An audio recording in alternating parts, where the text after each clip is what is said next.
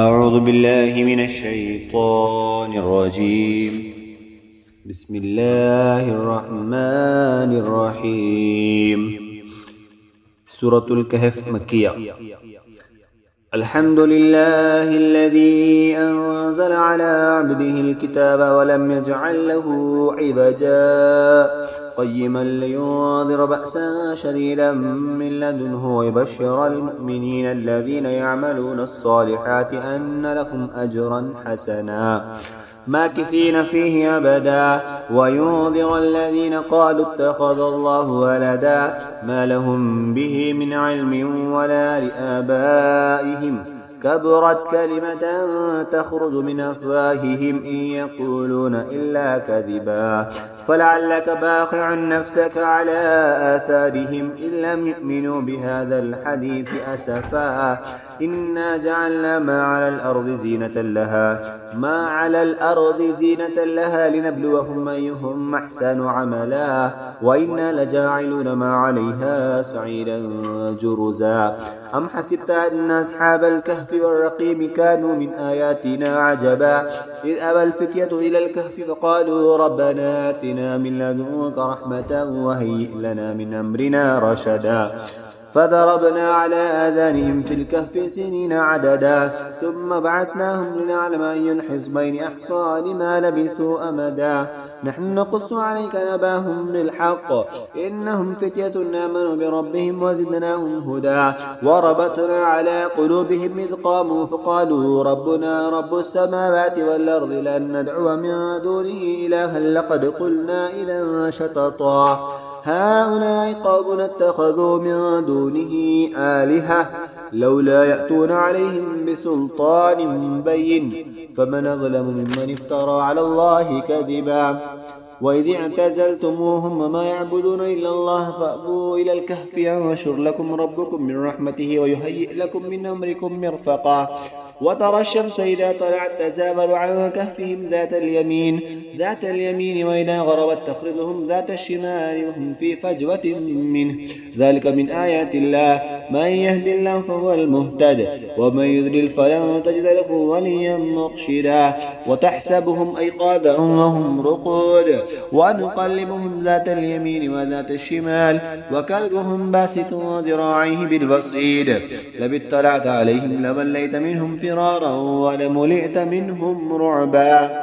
وكذلك بعثناهم ليتساءلوا بينهم قال قائل منهم كم لبثتم قالوا لبثنا يوما أو بعض يوم قالوا ربكم أعلم بما لبثتم فبعثوا وحدكم بمرقكم هذه إلى المدينة فلينظر أيها أزكى طعاما فليأتكم برزق منه وليتلطف ولا يشعرن بكم أحدا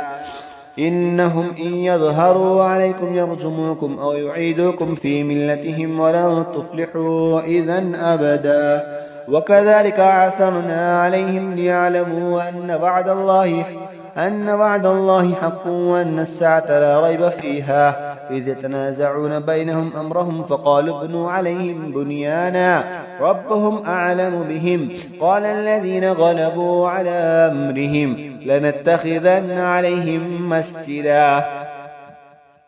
سيقولون ثلاثة رابعهم كلبهم ويقولون خمسة سادسهم كلبهم رجما بالغيب ويقولون سبعة وثامنهم كلبهم قل ربي أعلم بعدتهم ما أعلمهم إلا قليل فلا تمار فيهم إلا مراء ظاهرا ولا تستفت فيهم منهم أحدا ولا تقولن لشيء إني فاعل ذلك غدا إلا أن يشاء الله واذكر ربك إذا نسيت وقل عسى أن يهديني ربي لأقرب من هذا رشدا ولبثوا في كهفهم 300 سنين وازدادوا 9 قل الله أعلم بما لبثوا له غيب السماوات والأرض أبصر به وأسمع ما لهم من دونه من ولي ولا يشرك في حكمه أحدا واتل ما أوحي إليك من كتاب ربك لا مبدل لكلماته ولن تجد من دونه ملتحدا واصبر نفسك مع الذين يدعون ربهم بالغداة والعشي يريدون وجهه ولا تعد عيناك عنهم تريد زينة الحياة الدنيا ولا تطع من أغفلنا قلبه عن ذكرنا واتبع هواه وكان أمره فرطا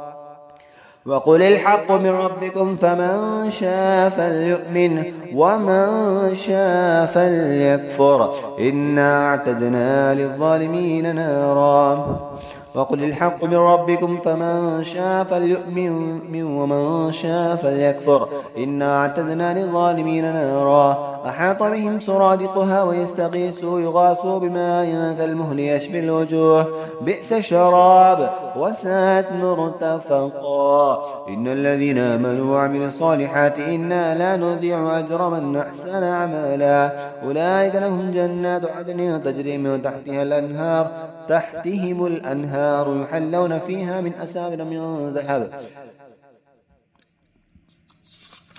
من أساور من ذهب ويلبسون ثيابا خضرا من سندس ويستبرق متكئين فيها على الأرائك نعم الثواب وحسنت مرتفقا واضرب لهم مثل رجلين جعلنا لأحدهما جنتين من أعناب وحففناهما بنخل وجعلنا بينهما زرعا كلتا الجنتين آتت أكلها ولم تظلم منه شيئا وفجرنا خلالهما نهرا وكان له ثمر فقال لصاحبه وهو يحاوره أنا أكثر منك مالا وأعز نفرا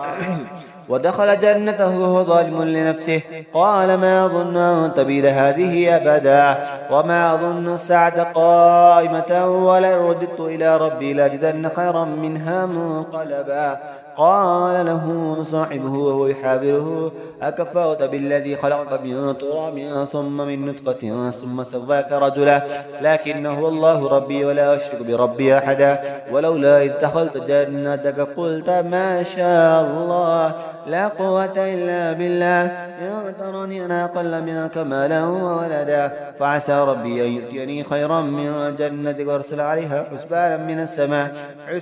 من السماء فتصبح سعيدا زلقا أو يصبح ماؤها غورا فلا تستطيع له طلبا وأحيط بثمره فأصبح يقلب كفيه على ما أنفق فيها وهي خاوية على عروشها ويقول يا ليتني لم أشرك بربي أحدا ولم تكن له فئة ينصرونه من دون الله وما كان منتصرا هنالك الولاية لله الحق هو خير ثوابا وخير عقبا واضرب لهم مثل الحياة الدنيا كماء أنزلناه من السماء فاختلط به نبات الأرض فأصبح هشيما تذروه الرياح وكان الله على كل شيء مقتدرا المال والبنون زينة الحياة الدنيا والباقيات الصالحات خير عند ربك ثوابا وخير آمالا ويوم نسير الجبال وترى الأرض بارزة وحشرناهم فلم نغادر منهم أحدا وعرضوا على ربك صفا لقد جئتمونا كما خلقناكم أول مرة بل زعمتم أن لن نجعل لكم موعدا ودع الكتاب فترى المجرمين مشفقين مما فيه ويقولون يا ويلتنا ما لهذا الكتاب لا يغادر صغيرة ولا كبيرة إلا أحصاها فوجدوا ما عملوا حاضرا ولا يظلم ربك أحدا وإذ قلنا للملائكة اسجدوا لآدم فسجدوا إلا إبليس كان من الجن ففسق عن أمر ربه أفتتخذونه وذريته أولياء من دوني وهم لكم عدو بئس للظالمين بدلا ما أشهدتهم خلق السماوات والأرض ولا خلق أنفسهم وما كنت متخذ المضلين عضدا ويوم يقولون ادعوا شركائي الذين زعمتم فدعوهم فلم يستجيبوا لهم وجعلنا بينهم موبقا ورأى المجرمون النار فظنوا أنهم مواقعها ولم يجدوا عنها مصرفا ولقد صرفنا في هذا القرآن للناس من كل مثل وكان الإنسان أكثر شيء جدلا وما منع الناس أن يؤمنوا إذ جاءهم الهدى ويستغفروا ربهم إلا أن تأتيهم سنة الأولين أو يأتيهم العذاب قبلا وما نرسل المرسلين إلا مبشرين ومنذرين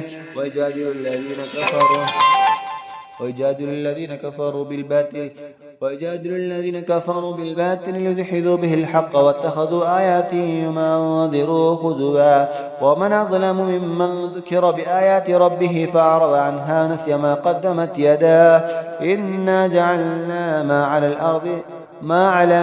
جعلنا على قلوبهم أكنة أن يفقهوه في آذانهم وقرا وإن تدعهم إلى الهدى فلن يهتدوا إذا أبدا وربك الغفور ذو الرحمة لو يؤاخذهم بما كسبوا لأجل لهم العذاب بل لهم موعد لا يجدوا من دونه موئلا وتلك القرى أهلكناهم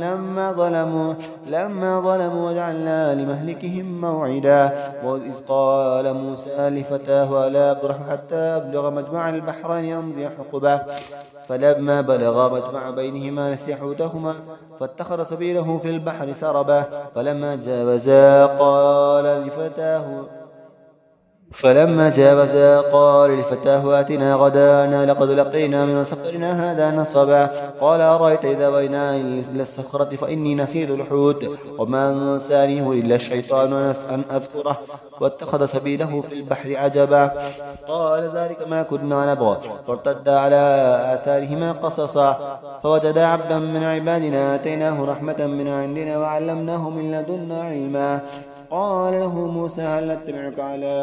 هل أتبعك على أن تعلمني مما علمت رشدا قال إنك لن تستطيع معي صبرا وكيف تصبر على ما لم تحط به خبرا قال ستجدني إن شاء الله صابرا ولا أعصي لك أمرا قال فإن اتبعتني فلا تسألني عن شيء حتى أحدث لك منه ذكرا فانطلقا حتى إذا ركبا في السفينة خرقها قال خرقتها لتغرق أهلها لقد جئت شيئا نمرا قال ألم أقل إنك لن تستطيع معي صبرا قال لا تؤاخذني بما نسيت ولا ترهقني من أمري عسرا فانطلقا حتى إذا لقيا غلاما فقتله قال قتلت نفسا زكية بغير نفس لقد جئت شيئا نكرا قال ألم أقل لك إنك لن تستطيع معي صبرا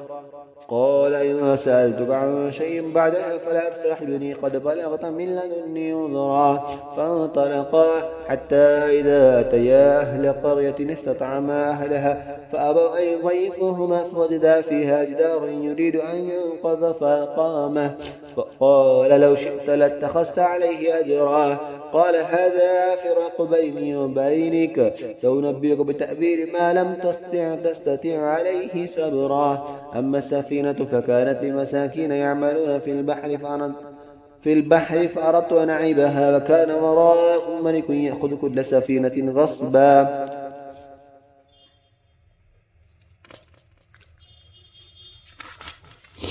وأما الغلام فكان أبواه مؤمنين فخشينا أن يرهقهما طغيانا وكفرا فأردنا أن يبدلهما ربهما خيرا منه زكاة وأقرب رحما وأما الجدار فكان لغلامين يتيمين في المدينة فكان تحته كنز لهما وكان أبوهما صالحا فأراد ربك أن يبلغا أشدهما ويستخرجا كنزهما رحمة من ربك وما فعلته عن أمري ذلك تأويل ما لم تستطع عليه صبرا ويسألونك عن ذي القرنين قل سأتلو عليكم منه ذكرا إنا مكنا له في الأرض وآتيناه من كل شيء سببا فأتبع سببا حتى إذا بلغ مغرب الشمس وجدها